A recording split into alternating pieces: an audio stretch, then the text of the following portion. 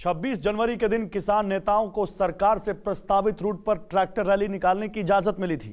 Rally निकालने की तमाम शर्तें थी क्योंकि सवाल गणतंत्र दिवस का था। लेकिन जब राजपथ पर गणतंत्र का जश्न चल रहा था, बाकायदा साजिश के तहत कथित किसानों के जत्थे ने दिल्ली की सड़कों पर तांडव मचाना शुरू कर दिया। ट्रैक्टर रैली से पहले जो किसान नेता शांति पाठ पढ़ा रहे थे, अब वही दूसरों के सिर दिल्ली हिंसा का ठीकरा फोड़ने लगे। किसान नेताओं की पूरी बिरादरी में दिल्ली हिंसा की जिम्मेदारी से पल्ला झाड़ने की होड़ लग गई। ऐसे में आज देश के सामने सवाल है, देश से द्रोह किसने किया? टेलीसीरीज के इस एपिसोड में देखिए द्रोही, टाइड ऑफ अनरेस्ट। ਜਦੋਂ ਅਸੀਂ ਲੜਾਈ ਲੜਨੀ ਆ, ਅੱਜ ਸਾਡੀ ਇਹ ਕੌਮ ਦੀ ਲੜਾਈ ਆ, ਪੰਜਾਬ ਦੀ ਲੜਾਈ ਆ, ਪੰਜਾਬ 'ਚ ਰਹਿੰਦੀ ਹਰ ਉਸ ਰੂਹ ਦੀ ਲੜਾਈ ਆ ਜਿਹੜੀ ਪੰਜਾਬ ਦੀ ਹੋਂਦ ਖਾਤਰ ਲੜ ਰਹੀ ਆ। ਐਡੀ ਮਾਨਸਿਕਤਾ ਤੁਹਾਡੀ ਯਾਰ ਗੰਦੀ। ਹੁਣ ਮੈਂ ਕੀ ਗੱਲਾਂ ਕਰਾਂ ਤੁਹਾਡੇ ਨਾਲ? ਜੇ ਮੈਂ ਬਾਹਲੀਆਂ ਗੱਲਾਂ ਖੋਲੂੰਗਾ ਨਾ, ਹਜੇ ਤਾਂ ਬਹੁਤ ਗੱਲਾਂ ਖੋਲ ਸਕਦਾ ਮੈਂ, ਬੜੀਆਂ ਗੱਲਾਂ ਖੋਲੀਆਂ ਜਾ ਸਕਦੀਆਂ, ਪਰ ਹਜੇ ਟਾਈਮ ਨਹੀਂ ਆ, ਹਜੇ ਬਹੁਤ ਗੱਲਾਂ ਨੂੰ ਪੀਣਾ ਪਊਗਾ। ਤੁਸੀਂ ਯਾਰ ਸਮਝੀ ਕੀ ਬੈਠੇ ਹੋ ਆਪਦੇ ਆਪ ਨੂੰ? अब हम बैरिकेड पे नहीं रुकेंगे, हम दिल्ली के अंदर आएंगे। लेकिन जहां पे प्रधानमंत्री झंडा फहराते हैं, उस जगह पे चढ़ के जो गुरुद्वारे वाला निशान साहब का झंडा लगाया गया, ये तो राष्ट्रीय क्षोभ का, राष्ट्रीय शर्मिंदगी का विषय होना चाहिए। 26 तारीख को अपनी तैयारी करके ट्रैक्टरों के साथ आ जाएं, जबरदस्ती इनके बैरिकेड तोड़ के दिल्ली में घुसेंगे और सरकार लाठी मारे, गोली मारे, जो करना है इनको करें। लेकिन 26 तारीख को जो है वो एक तरह से फाइनल मैच होगा। हमारा लाल किले पे जाने का कोई प्रोग्राम नहीं था, वो बागी होके गया है और लोगों को भी उसके जो बहकावे में इस बात पे आगे कि हम रिंग रोड पे जाएंगे, लोगों को भी ये मालूम नहीं था कि लाल किले पे जाएगा। ऐसे 3 नहीं कई किसान नेता हैं जिनके तेवर और सुर 26 जनवरी की घटना के बाद बदल गए। ਜੇ ਮੈਂ ਬਾਹਲੀਆਂ ਗੱਲਾਂ ਖੋਲੂੰਗਾ ਨਾ, ਹਜੇ ਤਾਂ ਬਹੁਤ ਗੱਲਾਂ ਖੋਲ ਸਕਦਾ मैं। जो गुरुद्वारे वाला निशान साहब का झंडा लगाया गया, राष्ट्रीय शर्मिंदगी का विषय। लोगों को भी ये मालूम नहीं था कि लाल किले पे जाएगा।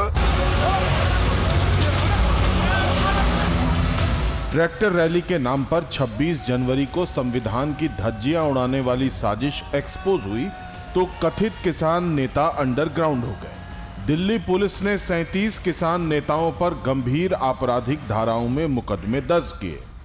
इन 37 लोगों में योगेंद्र यादव भी थे, राकेश टिकैत भी, बूटा सिंह भी थे और दर्शन पाल भी। अपने अपने किसान नेताओं का नाम एफआईआर लिस्ट में देखकर किसान संगठनों में हड़कंप मच गया।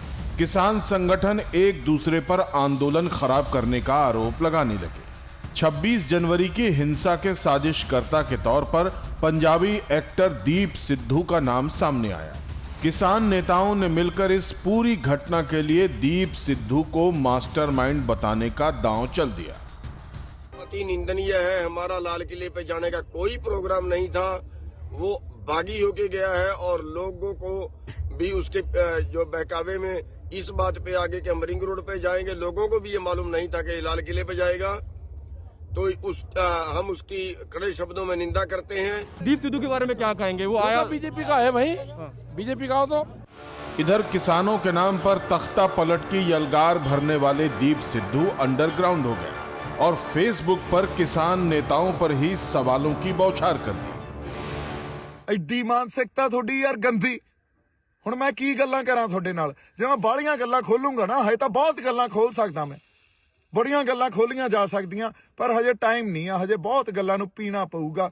ਤੁਸੀਂ ਯਾਰ ਸਮਝੀ ਕੀ ਬੈਠੇ ਹੋ ਆਪਦੇ ਆਪ ਨੂੰ? किसान आंदोलन की परतें उघड़ चुकी थी सिर्फ इसलिए क्योंकि किसानों के नाम पर ज्यादातर ने अपने हित साधे।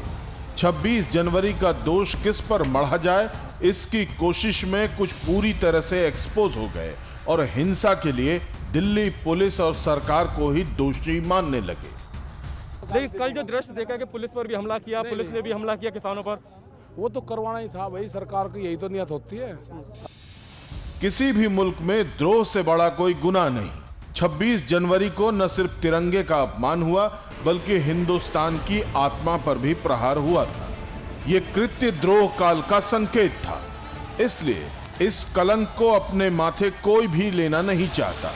हाँ, एक दूसरे पर टोपी ट्रांसफर करने में कथित किसान नेताओं में एक दूसरे से आगे रहने की होड़ मच गई। ये होड़ अपने खर्चे पर 2 महीनों से दिल्ली में डटे असली किसानों के सपनों की अर्थियों का विसर्जन।